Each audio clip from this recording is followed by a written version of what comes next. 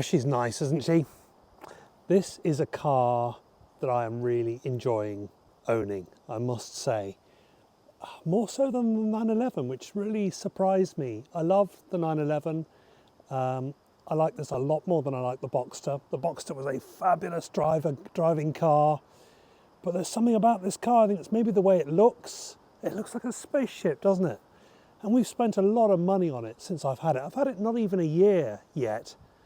Maybe it's about a year, actually, now I think about it. And put a lot of money into it. And a lot of you have been asking, well, is that the end of the 928? What are you going to do next? What comes next? Well, actually, I'm thinking we're going to do more with this.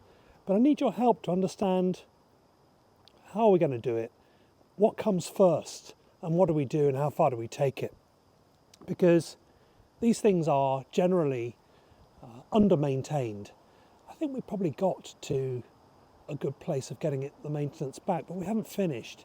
And if you're not careful, we could spend an absolute fortune on this car and it would never be worth what I put into it. Should I care about that?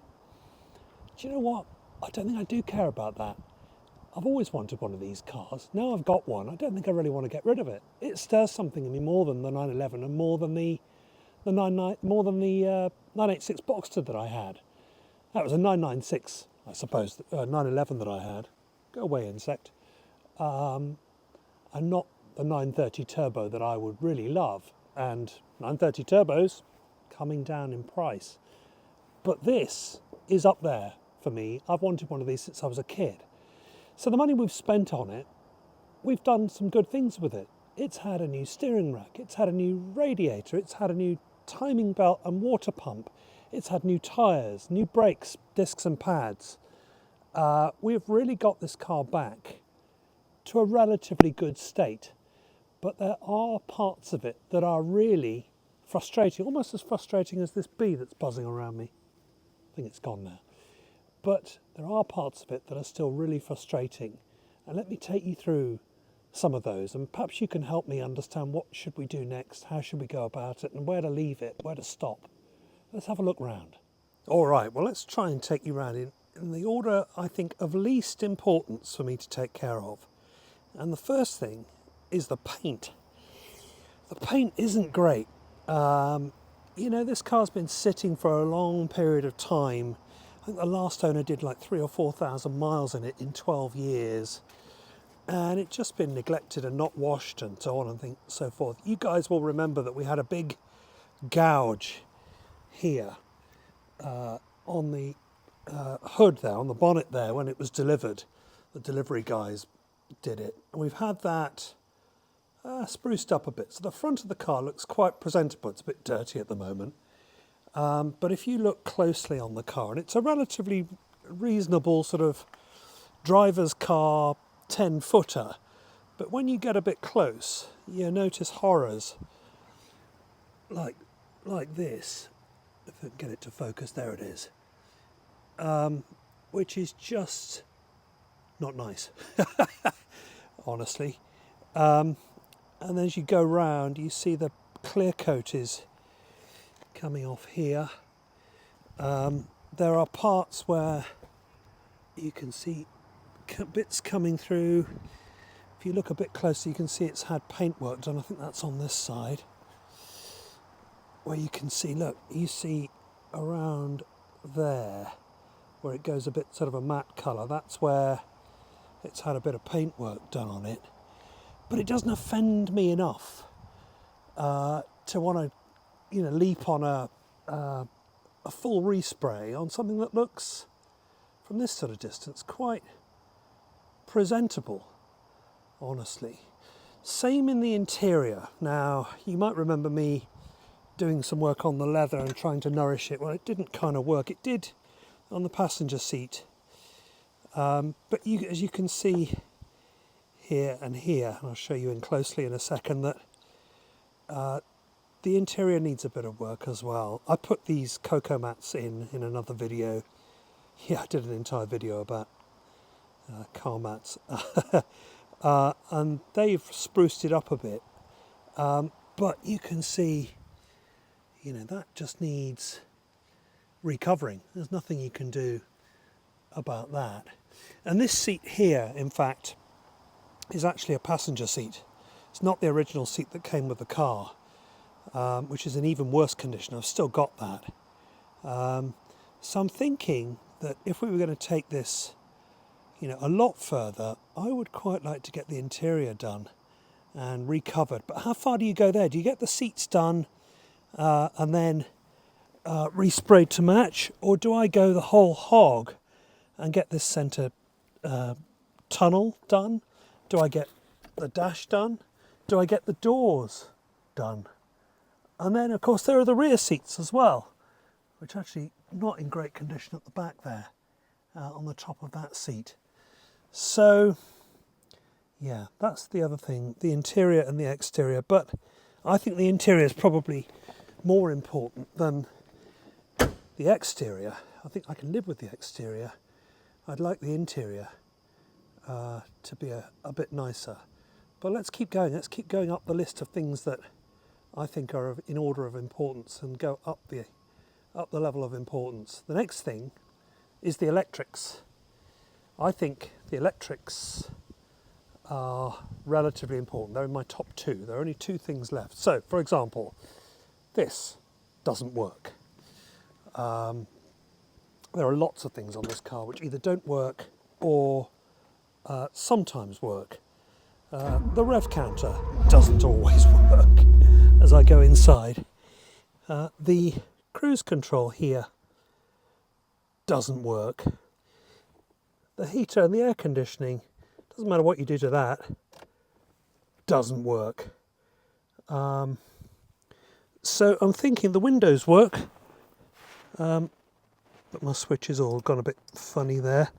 The sunroof doesn't work anymore. It did when I first had it, but not anymore.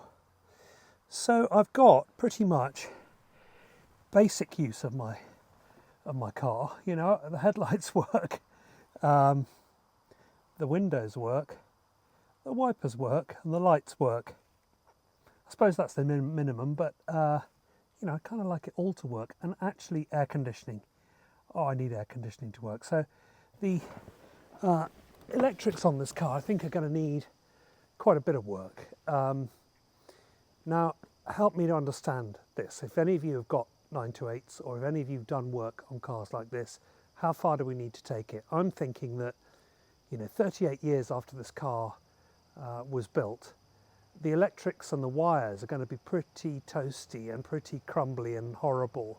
So I'm thinking we should do the proper job and rewire the thing from beginning to end. Just take out old crappy bits of plastic, put new ones in and wire it in properly. I know Roger at 928s R Us and Sean Ratz at 928 Docs do a front of engine harness, which I think I'm probably going to have to buy, or want to buy, because I want it to work well. Then all the grounds are going to need changing, cleaning I should say. That might be one of the next jobs that we do, actually. This could be, in fact, number one job to make it a much more usable car. But here's the big one, the gearbox. Yeah, let me flip you around again. This automatic gearbox isn't great. When I say this automatic gearbox, I mean the one that's on this particular car. I don't actually know what the gearbox should be like, because this one doesn't work well. So it is slipping. Car starts off in second gear, but then quickly kicks down to first gear because it's slipping, and then doesn't really get back to normal until it heats up. So I'm thinking, and here's the big one, guys. Here is the big one. Do we carry on with an automatic gearbox? There is nothing very much original about this car, so there's no need to really treat it as if it's a concours winning car and originality is key and all that sort of stuff. Or do we 5-speed manual swap it? The answer is obviously yes, that's what we do. But that would be expensive. Now, who's done it? Has anybody done a manual swap on any car? Any of you done it? Is that a big and expensive proposition to do? There are, I understand, various ways of doing it. Of course, you've got to find a 5-speed box. Or I understand a C5 Corvette transmission will fit with a adapter kit, which I think 928 Motorsports sell. Who's done it? Has anybody done any of this kind of stuff? Or should I just find an old automatic and swap this one out? Or can you have automatic transmissions repaired, restored? That might be an option just as a stopgap. Maybe we get the electrics done first to get that all working nicely so it's a lot more usable and the air conditioning's on, and then have the auto box refurbed whilst we then maybe next year do a manual swap. Manual swap would be great, wouldn't it? That would just be, it would make this car. So I probably answered my own question there, but it's all a question of funds, right? And then there are such things as cosmetics like wheels. You know, the longer I've owned this car, the more I have fallen in love with these manhole covers. They make it look rather nice, actually. I did have a notion about spending a lot of money on some teledials for it. But you know what? I think I'm just going to live with these for a while. The offset, you see the offset this wheel could do with coming out a little bit. Or could it? Does it just look graceful and nice and elegant the way it is? Can't make my mind up, but I think this is a lower importance kind of question to answer, I think. So I'm not ready to stop working on this car, but we are going into the territory of spending more money than it's worth. I've got about 10 or 11 grand into this already, paid 12 for it. It's not worth 22, 23. It just isn't. So I'm probably already in the territory of spending too much money on it. But if you want a nice car, you want a nice 928, I think the fun actually is improving something that is destined for the scrapyard. That's where this car was going. You know, sooner or later, it wasn't ready there yet, but it wasn't too far away from being a parts car. And I think it would be rather nice to keep going with it and make it my own. And there's something quite satisfying, I think, about building something back up. So I think that's what we're going to do. I don't know how far we'll get in the next year, but Project 928 is back on. And I think what we will do is probably start with the electrics. But what do you think? Where is a reasonable place to start, given now you've had a good look around my car? What should we do? Where should we go? Where should we put the money in? I think we put a lot of money into the mechanicals, and they're still not right. That gearbox. In fact, let me show you the gearbox. Okay, a cold Porsche 928. We will take it up the road, and I will show you what I mean about this ghastly exhaust. Firstly, make sure I don't scuff the silly spoiler at the front. So I put my foot down. It kicks into first. Recording started. And it's powering along, but we're not making much progress. And then it will stay in third gear. It won't go up. So this is not a great experience.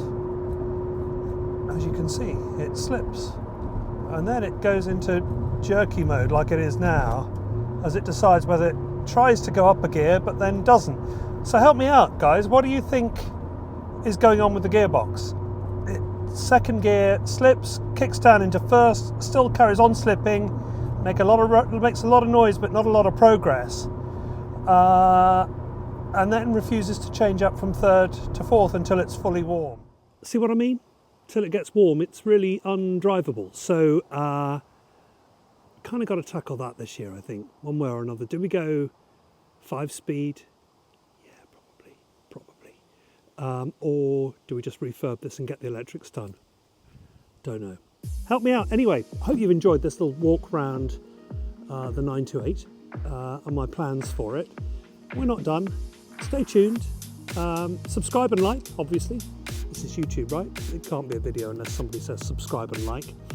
And I will see you in the next one. Thanks for watching.